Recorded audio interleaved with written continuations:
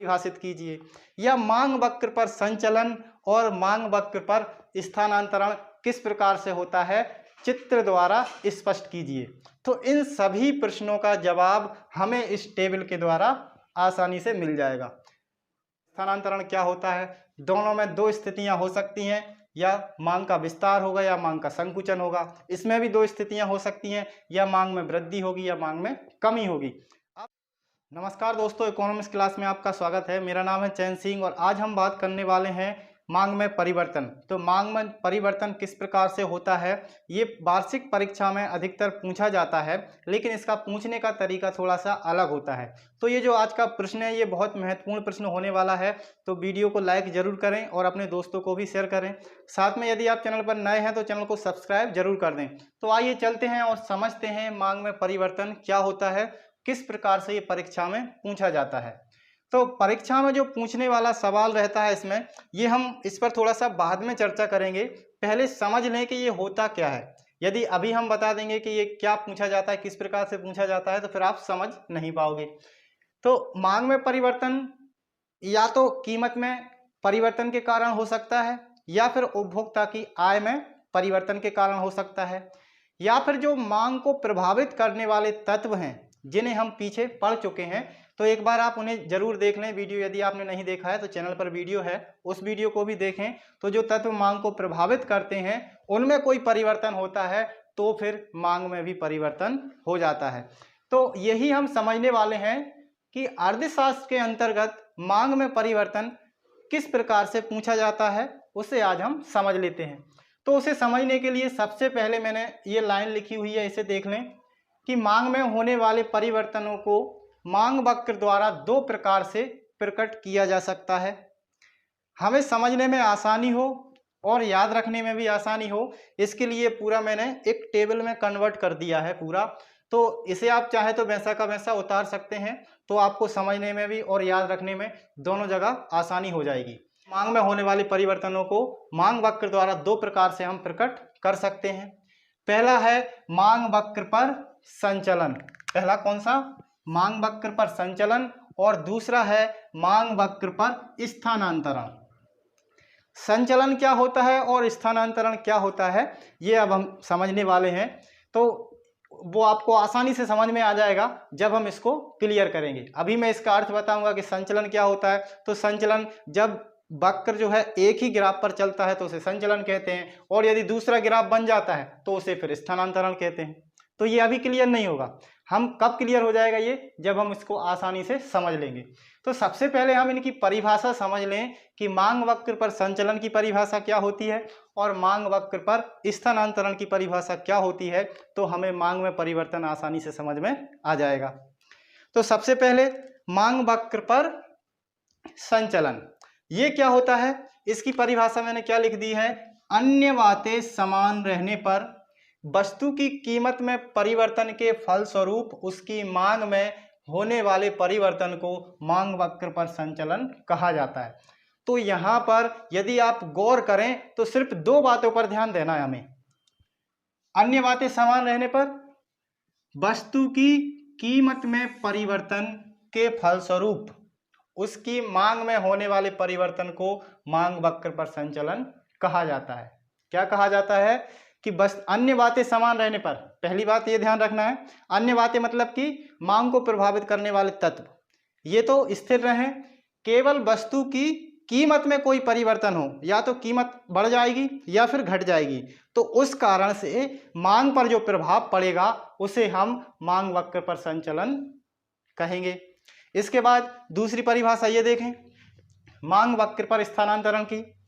यदि किसी वस्तु की कीमत समान रहने पर और अन्य कारकों में परिवर्तन के परिणाम स्वरूप मांग में परिवर्तन हो तो उसे मांग वक्र पर स्थानांतरण कहेंगे। इस पर भी हमें दो बातें ध्यान रखना है। एक तो रखना है ये कि कीमत समान रहे और अन्य कारकों में क्या हो, परिवर्तन हो, अन्य कारकों में क्या हो, परिवर्तन हो। यहां क्या समझा है, यहां कीमत में परिवर्तन हो और अन्य कारक स्थिर रहें, समान रहें। अन्य बातें समान रहें मतलब कि कारकों में कोई परिवर्तन ना हो, केवल कीमत में परिवर्तन हो और उसके फलस्वरूप मांग में जो परिवर्तन होगा उसको क्या कहेंगे, मांग वक्र पर संचलन। और यहाँ पर कीमत समान रहे और अन्य कारकों में परिवर्तन के परिणाम स्वरूप फलस्वरूप मांग में जो परिवर्तन होगा उसको कहेंगे मांग वक्र पर स्थानांतरण। दोनों का अंतर क्लियर हो गया। दो दो बातें दोनों में याद रखनी है। मांग वक्र पर संचलन, इसके लिए कीमत में परिवर्तन होगा तो फलस्वरूप मांग में जो परिवर्तन होगा उसको संचलन कहेंगे। और कीमत समान रहे, अन्य कारकों में परिवर्तन हो तो उसके फलस्वरूप जो मांग में परिवर्तन होगा उसको स्थानांतरण कहेंगे। ये तो दोनों क्लियर हो गए। अब आ जाते हैं हम इसके भागों पर। तो मांग वक्र पर जो संचलन होता है वो भी दो स्थिति में हो सकता है और स्थानांतरण होगा वो भी दो स्थिति में हो सकता है। कौन कौन सी? या तो कीमत बढ़ जाएगी या घट जाएगी, तो दो स्थितियां उसकी बनेंगी। यहाँ पर भी अन्य कारकों में या तो धनात्मक परिवर्तन होगा या फिर ऋणात्मक। तो धनात्मक कैसा? जो पॉजिटिव, जो मांग को बढ़ाएंगे। ऋणात्मक कैसे? जो मांग को घटाएंगे। तो यहाँ भी दो स्थितियां बनेंगी और यहाँ भी दो स्थितियां बनेंगी। तो पहले हम मांग वक्र पर संचलन की स्थितियों पर चर्चा कर लेते हैं। तो मांग वक्र पर संचलन किस कारण से हो रहा है? कीमत में परिवर्तन के कारण। अब ये कीमत में या तो कमी हो सकती है या फिर कीमत में वृद्धि हो सकती है। तो कीमत में कमी होगी तो फिर क्या होगा? मांग में वृद्धि होगी।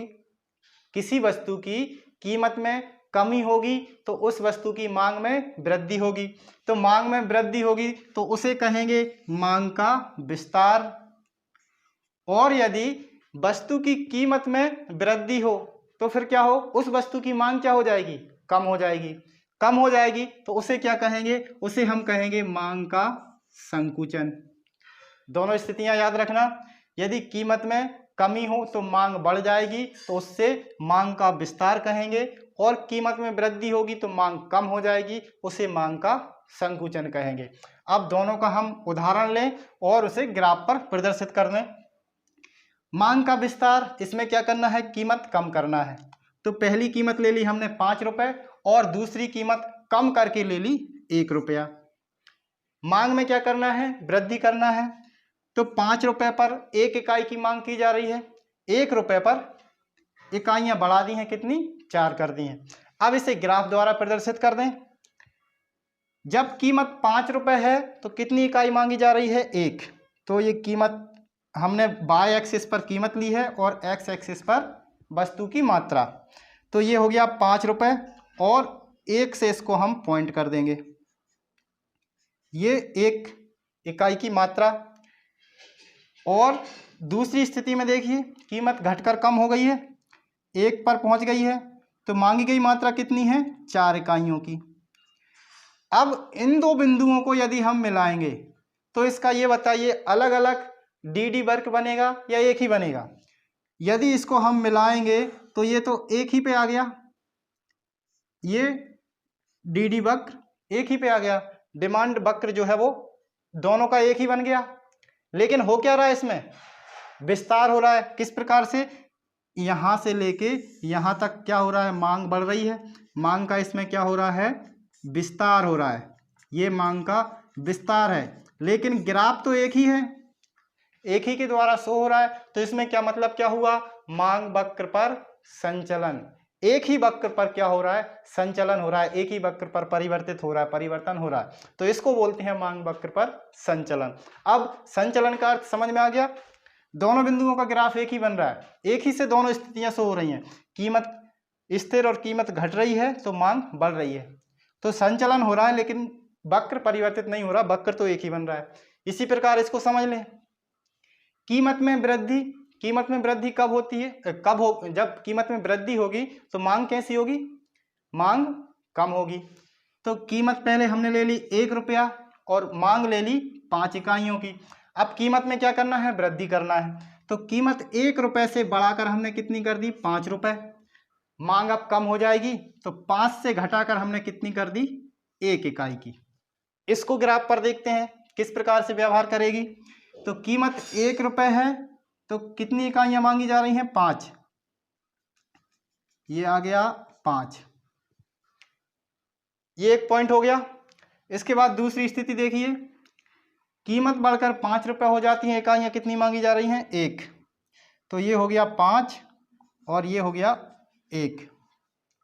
अब इन दोनों का यदि हम वक्र बनाएंगे, मांग वक्र, तो वो भी दोनों बिंदुओं से मिलकर ही बनेगा। ये जो डी डी वक्र बना हमारा, डिमांड वक्र, ये क्या बना? दोनों बिंदुओं से मिलकर बना। लेकिन इसका संचलन किस तरफ था? दाईं तरफ था। पहले हमने इस बिंदु को मिलाया है 5 वाले, तो इसका संचलन कहाँ से हो रहा है? इस तरफ हो रहा है। इसमें क्या हो रहा है? मांग में ये कमी हो रही है। पहले मांग यहाँ तक हो रही थी, अब ये कम हो गई है, तो इसको क्या बोलेंगे? मांग का संकुचन। इसको क्या बोलेंगे? मांग का संकुचन। मतलब मांग कम हो रही है, कीमत के बढ़ने पर मांग कम हो जाती है। ये तो स्थितियां हमने समझ ली किसकी? मांग वक्र पर संचलन की। ये संचलन किस प्रकार से हो रहा है, ये और अच्छे तरीके से स्पष्ट हो जाएगा मांग वक्र पर स्थानांतरण समझने पर।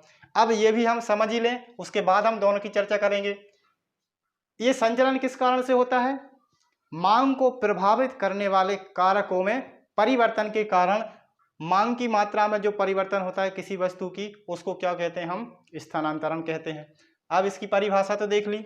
अब कारकों में यदि धनात्मक परिवर्तन हो तो क्या होगा? मांग में वृद्धि होगी। ये धनात्मक परिवर्तन होगा तो क्या होगा? मांग में वृद्धि होगी। तो उसे क्या कहेंगे हम? मांग में वृद्धि कहेंगे। और यदि कारकों में ऋणात्मक परिवर्तन हो, वस्तु की कीमत भले ही स्थिर रहे और मांग में कमी हो जाए, तो उसे मांग में कमी कहते हैं। ये दो प्रकार से हम इसको भी ज्ञात करते हैं, दो प्रकार से इसको भी। स्थानांतरण में क्या होगा? कारकों में यदि धनात्मक परिवर्तन हो जिससे कि मांग बढ़ती हो और कीमत भले ही स्थिर रहे, तो उसे क्या कहेंगे? मांग में वृद्धि या फिर मांग में कमी। लेकिन यहाँ पर कीमत में कमी होगी तो क्या होगा? मांग का विस्तार होगा। कीमत में वृद्धि होगी तो मांग का संकुचन होगा। समझने का बस तरीका है, इस प्रकार से टेबल में समझ लीजिए। अब देखिए हम इसमें कर लें। इसमें हमें क्या रखना है? कीमत समान रहने पर, मतलब कीमत को स्थिर रख के चलना है। तो कीमत ले ली हमने, पहली ली है 3 रुपए, उस पर मांग हो रही है कितनी? 5 इकाइयों की। इसके बाद कीमत में तो कोई परिवर्तन नहीं करना है, क्या करना है? कीमत रखना है स्थिर। तो 3 रुपए पहले ली थी, अभी भी 3 रुपए ले ली। उसके बाद केवल मांग बढ़ा दी है हमने कितनी? 10 इकाइयां। अब ये किसी भी कारण से बढ़ सकती है, या तो उपभोक्ता की आय में परिवर्तन हो गया हो, उपभोक्ता की आय बढ़ गई हो जिससे वह अधिक मांग करने लगा हो, या फिर भावी कोई संभावना हो ऐसी कि आगे चल के वस्तुएं और महंगी हो जाएंगी तो इसलिए अभी मांग बढ़ गई हो। ये अन्य कारक हैं जो मांग को प्रभावित कर रहे हैं। अब क्या करना है? इसे हम ग्राफ के द्वारा देख लें। कीमत तो हमें कितनी लेनी है? 3 रुपए लेनी है, तो इसको हम सीधा ड्रॉ कर देंगे। ये 3 रुपए हमारी क्या हो गई? कीमत हो गई है। इसमें हमें कोई परिवर्तन नहीं करना है। पहले संयोग पर देखिए मांग कितनी हो रही है? 5 की, यानी ये 5 इकाइयां हैं, तो इसको हमने यहाँ पर मिला दिया। अब इसका डिमांड ड्राफ्ट बनाएंगे हम, तो इस प्रकार से बनेगा। ये क्या बन गया हमारा? डीडी वक्र, मांग वक्र बन गया। किसका? पहले संयोग का। अब दूसरे संयोग का देखिए, उस पर भी कीमत 3 रुपए है, लेकिन इकाइयां कितनी मांगी जा रही हैं? 10। तो ये 10 पर यहां पर मिला दें हम, ये यहां बन गया। अब इसका जो डिमांड ड्राफ्ट है वो अलग से बनेगा। ये क्या बन गया? ये दूसरा वाला बन गया। कीमत तो स्थिर है, तो कीमत में कोई परिवर्तन नहीं हो रहा। अब यहां पर जरा देखिए और यहां पर जरा देखिए, यहां मांग वक्र हमारा एक ही बन रहा था, लेकिन यहां कितने बने हैं? 2 बने हैं। तो यहां क्या हुआ है? ये खिसकाव हुआ है। किसका खिसकाव हुआ है? जो मांग में वृद्धि हुई है उसका क्या हुआ है? खिसकाव हुआ है। यानी मांग वक्र में खिसकाव कब होगा? जब अन्य कारकों में परिवर्तन हो और कीमत स्थिर रहे, तो मांग जब बढ़ेगी तो जो मांग वक्र आगे खिसकेगा उसे हम क्या कहेंगे? मांग में वृद्धि। तो मांग में वृद्धि यदि आपको लिखना है तो उसकी किस प्रकार से परिभाषा लेंगे हम? कि अन्य वस्तु की कीमत समान रहने पर अन्य कारकों में होने वाले परिवर्तन के परिणाम स्वरूप यदि मांग में वृद्धि होती है तो उसे हम मांग में वृद्धि कहते हैं। ये परिभाषा लिखेंगे। इस प्रकार से एक छोटी सी टेबल लेके ये ग्राफ बना देंगे। ये हमने कीमत लेके चलते हैं हम बाय पर, और ये वस्तु की मात्रा x पर, तो यहाँ पर मात्रा लिख लेना और ऊपर कीमत। तो ये जो खिसकाव हो रहा है ये किसके कारण हो रहा है? धनात्मक परिवर्तन। या तो आय बढ़ गई है, या फिर भावी संभावनाओं में कीमत बढ़ने की आशंका हो, या फिर रुचियों में कोई परिवर्तन हो गया हो। इस प्रकार से जो भी परिवर्तन होंगे जिससे मांग में वृद्धि हुई हो। अब मांग में कमी वो कारकों में ऋणात्मक परिवर्तन के कारण हो सकती है। वो किस प्रकार से? अब देखिए, कीमत तो हमें स्थिर रखना है दोनों में। कीमत हमने ले ली 3 रुपया, यहाँ पर ये कीमत हो गया और ये मात्रा। पहले संयोग पे देखें कितनी इकाइयां मांगी जा रही थी? 5। तो ये हो गया 5 और स्थिर कीमत। पहले हम ये क्या कर लें, कीमत को कर दिया हमने स्थिर 3 रुपए पर। उसके बाद इकाइयां कितनी मांगी जा रही हैं? 5। तो इसका ये ग्राफ बन गया एक, ये डी वक्र बन गया हमारा, डिमांड ग्राफ। अब इसके बाद दूसरे संयोग में देखिए कीमत 3 रुपए स्थिर है, और लेकिन जो मांग है, मांगी गई मात्रा है, वो क्या हो गई है? कम हो गई है। वो कितनी पहुंच गई है? 2 पर। ये यहां पर पहुंच गई है। इसका ग्राफ बनाएंगे तो वो ये बनेगा। पहले यहां पर बन रहा था, लेकिन कारकों में कोई परिवर्तन हुआ। अब ये हो गया हो क्या कि आगे जाके कीमत क्या हो जाएगी? कम हो जाएगी। तो वर्तमान में मांग क्या हो गई है? कम हो गई है। या फिर उपभोक्ता की आय में कमी हो गई है, तो वो कम इकाइयों की मांग करने लगा। इस प्रकार से जो भी परिवर्तन हुआ जिसके कारण मांग वक्र क्या हुआ? पीछे की तरफ खिसक आया है। इसे हम बोलते हैं मांग में कमी। अब सबसे महत्वपूर्ण बात कि परीक्षा में किस प्रकार से पूछा जाता है? परीक्षा में पूछा जाता है मांग का विस्तार और मांग में वृद्धि, दोनों में अंतर बताइए। क्या पूछा जाएगा? मांग का विस्तार और मांग में वृद्धि, दोनों में अंतर बताइए। ये पूछ लिया जा सकता है। इसके बाद मांग का संकुचन और मांग में कमी क्या है, इसको परिभाषित कीजिए। या मांग वक्र पर संचलन और मांग वक्र पर स्थानांतरण किस प्रकार से होता है, चित्र द्वारा स्पष्ट कीजिए। तो इन सभी प्रश्नों का जवाब हमें इस टेबल के द्वारा आसानी से मिल जाएगा। सारा हमने कवर कर लिया इसमें। मांग वक्र पर संचलन, मांग वक्र पर स्थानांतरण क्या होता है। दोनों में 2 स्थितियां हो सकती हैं, या मांग का विस्तार होगा या मांग का संकुचन होगा। इसमें भी 2 स्थितियां हो सकती हैं, या मांग में वृद्धि होगी या मांग में कमी होगी। अब डिफरेंस बस इतना ही है। डिफरेंस क्या है? केवल शब्दों का है और ग्राफ का है। इसमें ग्राफ क्या रहता है? एक ही वक्र पर स्थिति दिखाई जाती है, एक ही वक्र पर संचलन होता है। मतलब एक ही वक्र चलता है, उसमें दूसरा वक्र नहीं बनता। इसमें देखिए एक ही वक्र बना है, यहाँ पर 2 वक्र बने हैं। यहाँ पर खिसकाव हो गया, यहाँ पर मांग में वृद्धि के कारण 2 वक्र बने हैं, लेकिन यहाँ पर मांग में वृद्धि के कारण एक ही वक्र बना है। पहले 5 रुपए पर 1 इकाई मांगी जा रही थी, फिर 1 रुपए पर 4 इकाइयां मांगी गई हैं, तो भी एक ही वक्र बना है। लेकिन यहाँ पर देखिए कीमत में कोई परिवर्तन नहीं हुआ। 5 इकाइयां मांगी जा रही थी और फिर 10 इकाइयां मांगी जाने लगी। तो इसमें ये मांग में वृद्धि हुई है और ये मांग में विस्तार हुआ है। तो अंतर बस इतना है कि ये एक ही वक्र पर दर्शाया जाता है, जिसे हम मांग वक्र पर संचलन कहते हैं। और इसमें जो वक्र होता है ये खिसक जाता है। जब वृद्धि होगी तो दाएं तरफ खिसक जाएगा और कमी होगी तो बाईं तरफ खिसक जाएगा। इसको अंग्रेजी में बोलते हैं मूवमेंट ऑफ डीडी कर्व, और इसको बोलते हैं शिफ्टिंग ऑफ डीडी कर्व।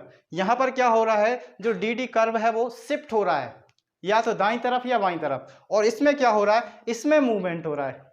तो यही है मांग वक्र पर संचलन और मांग वक्र पर स्थानांतरण। सभी समझ में आ गया? और यदि वीडियो पसंद आए तो लाइक जरूर करना और अपने दोस्तों को भी शेयर करना। तो मिलते हैं अगले वीडियो में, तब तक के लिए जय हिंद।